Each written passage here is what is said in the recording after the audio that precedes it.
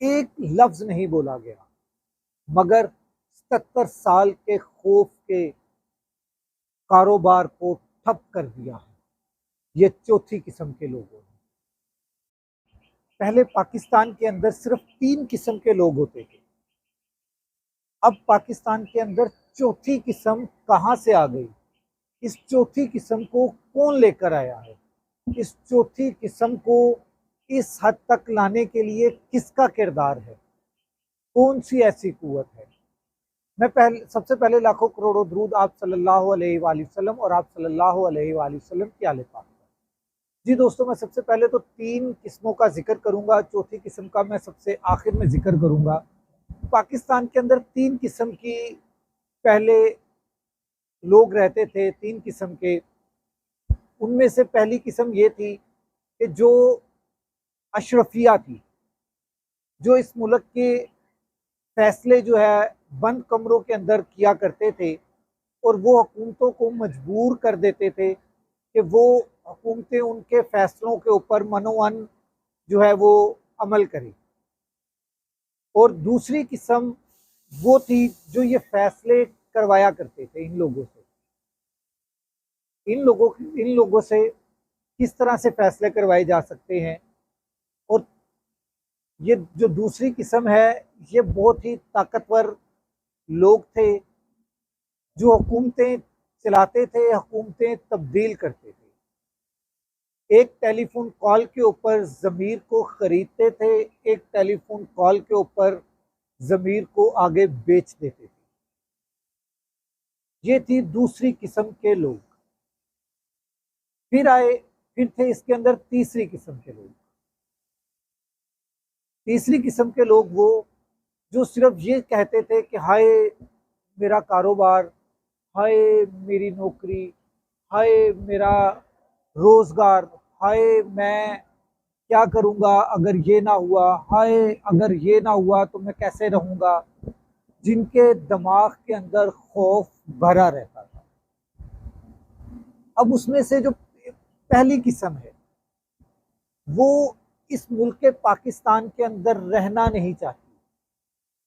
वो इस मुल्क पाकिस्तान को छोड़कर धड़ाधड़ मुल्क किसी और ममालिक में जा रही है।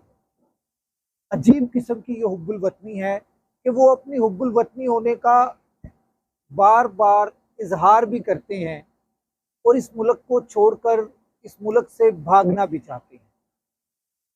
आप किसी भी पासपोर्ट ऑफिस के बाहर देख लें, आप किसी भी फॉरेन अफेयर ऑफिस के बाहर देख लें, आपको वो लोग नजर आएंगे जो कि रोजगार पाकिस्तान के अंदर नहीं मिल रहा। ये वो लोग आपको नजर आएंगे जो लोग पाकिस्तान से बाहर जाने की एड़ी चोटी का जोर लगा रहे हैं। ये तीनों किस्में जो हैं इस मुल्क को अपनी मर्जी से चला रही है। अब इसके अंदर एक चौथी किस्म की एंट्री होती है। ये जो चौथी किस्म की एंट्री है, चौथी किस्म के लोगों की एंट्री है, ये बड़ी मजेदार एंट्री है। ये वो लोग हैं जो ना टेलीफोन कॉल के ऊपर अपना ज़मीर बेचते हैं। ये वो लोग हैं जो ना किसी गुमशुदा होने पर, ना मालूम होने पर भी, जब उनको ना मालूम कर दिया जाता है तब भी वो अपना ज़मीर बेचने को तैयार नहीं होते। ये वो लोग हैं जो खौफ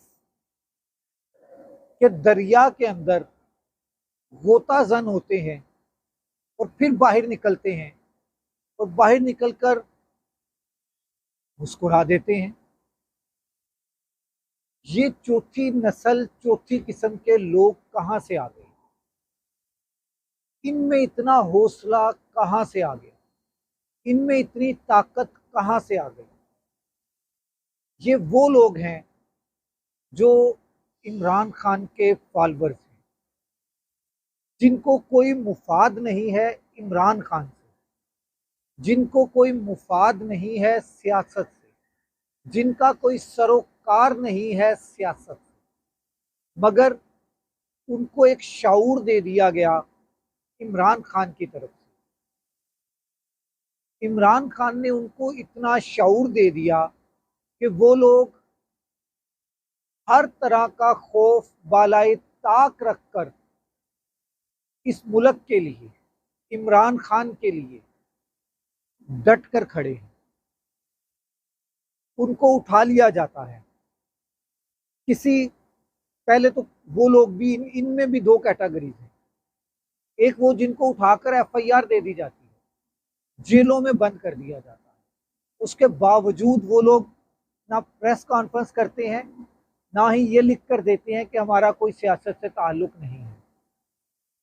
जमानतें करवाते हैं, फिर पकड़े जाते हैं, फिर जमानतें करवाते हैं, फिर पकड़े जाते हैं, फिर निकल आते हैं। फिर एक वो किस्म आ गई है जो इनसे भी ऊपर है। इनसे ऊपर वाली किस्म वो है जो इमरान खान का झंडा लहराते हुए बिला खौफ, उन्हें पता है कि झंडा लहराएंगे, इमरान खान का नारा लगाएंगे, पुलिस हमें फिर पकड़ेगी, मगर फिर भी वो लगा रहे हैं, फिर भी वो इमरान खान का झंडा बुलंद कर रहे हैं, फिर भी वो इमरान खान के नारे लगाते रहे हैं। और अब उनमें एक और A+ कैटेगरी आ गई। ये वो है जिनको नामालूम कर दिया जाता है, जिनको उठाकर गायब कर दिया जाता है। जब उनको गायब कर दिया जाता है तो बाहर वाले लोगों के जहन में ये बात होती है कि शायद वो आकर अब प्रेस कॉन्फ्रेंस ही करेगा। मैं मिसाल देता हूं, ओन अली खूसा एक फनकार है, यूट्यूबर है। उसने एक दिल दिल की जगह बिल बिल पाकिस्तान बना दिया। वैसे भी वो हुकूमत के खिलाफ जो है वो काफ़ी एक्टिविटीज़ करता रहता है, मीडिया यूट्यूब की हद तक, एक्सपोज करने की हद तक, अदलिया को एक्सपोज करने की हद तक, अदारों को एक्सपोज करने की हद तक, हुकूमत की बेईमानी एक्सपोज करने की हद तक वो ये सारे काम करता रहता है। उसको उठा लिया जाता है। जब उसको उठाकर गैब किया जाता है और उसके बाद वो बाजियाब होता है, जब वो बाजियाब होता है, वो एक खामोश पैगाम, एक खामोश पैगाम वो देता है। वो करता क्या है?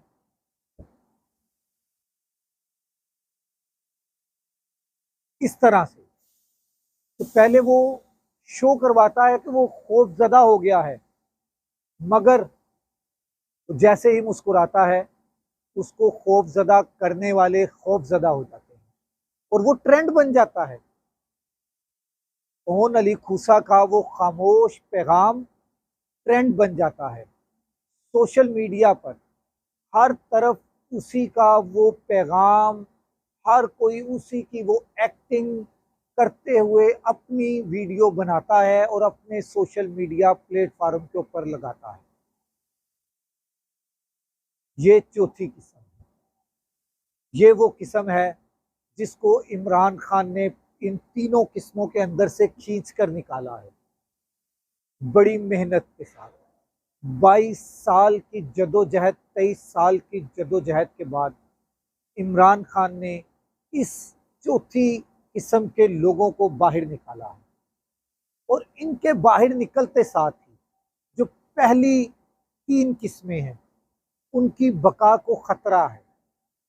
उनकी बका को इतना खतरा है कि वो अब परेशान हैं।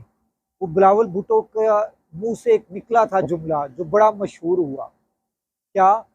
काम पे टांग जाती है, उनकी काम पे टांग जाती है। और शेर अफजल मरवत का एक जुमला कि इनका प्रोग्राम बढ़ गया है। जो 70 75 77 78 सालों से 77 सालों से जो ये प्रोग्राम, खौफ का प्रोग्राम चला रहे थे, खौफ को बेच रहे थे, वो खौफ खत्म हो गया। एक ओन अली खूसा के खामोश पैगाम ने इस खौफ की धज्जियां बखेर दी, इस खौफ को लीरो लीर कर दिया है। किसने? सिर्फ एक खामोश पैगाम में, एक लफ्ज नहीं बोला गया, एक लफ्ज नहीं बोला गया उस पैगाम के अंदर, मगर पूरी 77 साल के खौफ का कारोबार ठप कर दिया है। अगले व्लॉग तक राशिद इकबाल कादरी को इजाज़त दीजिए। अल्लाह।